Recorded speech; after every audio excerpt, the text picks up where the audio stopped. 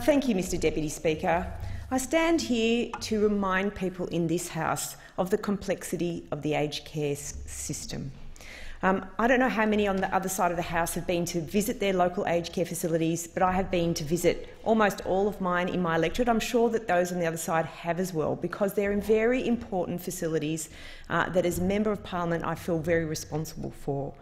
It is true the federal government invests heavily in the aged care sector. And it's important also to realise, in the context internationally of the aged care system, that every developed country is dealing with an ageing population, and it's something that we understand on this side of the House, because we know that our ageing population is ageing because our healthcare system is so good, and we're ageing in a healthy way and we're living longer. But what this means is that we are having a changing aged care sector, and this side of the House is investing very heavily in increasing services to the aged care sector. Now, one of the most important things that we have done on this side of the House is that we have invested in home care packages, and this is something that the public want. We've heard over and over again how people want to stay in their home longer. They're healthier because of our healthcare system and our excellent preventative health, but they're also wanting to stay home longer. And this has been something that this government has done a lot on. In fact, we've had a tripling of places for home care packages, from 60,000 places when we came to government to 185,000 places now.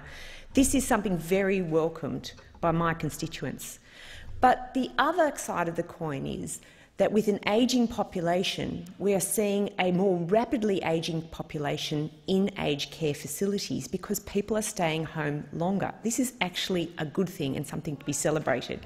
But as a result, the increased pressure to the aged care facilities and sectors means that the aged care sector is rapidly changing. And that is why it has been important for there to be a Royal Commission. In fact, the Prime Minister, Scott Morrison, was virtually one of the first things he introduced was this Royal Commission into aged care.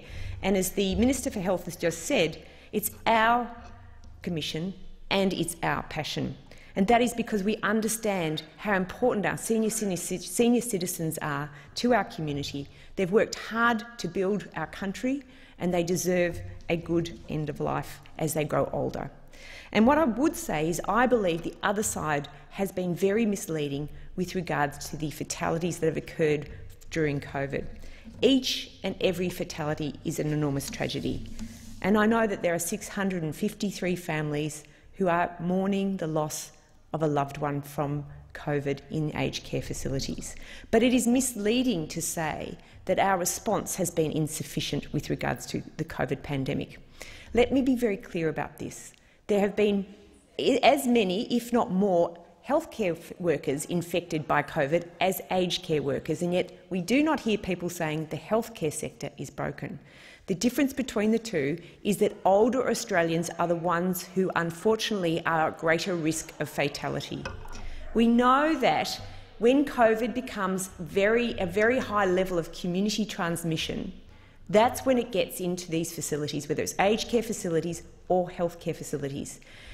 If you really look at the statistics, what's very interesting is that per capita, Australia has one of the lowest fatality rates in the aged care sector, compared to the UK, compared to Italy and compared to the US. So we have 15 times lower mortality rates compared to Italy. We have 53 times lower mortality rates compared to the UK.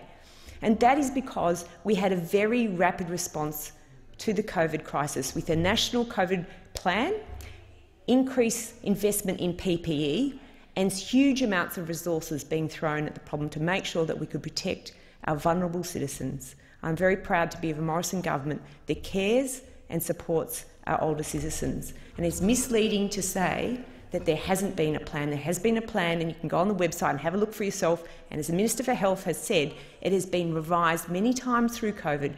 And I have been on the phone to my own CEOs of my facilities in my aged care in Higgins, and I know that many members in this chamber have as well. but Australians understand that we care about our aged care citizens and we care about our aged care facilities, and I welcome the fact that the Royal Commission has been looking into this issue because it's more complex than the opposition would like to present. Thank you very much, Mr. Deputy.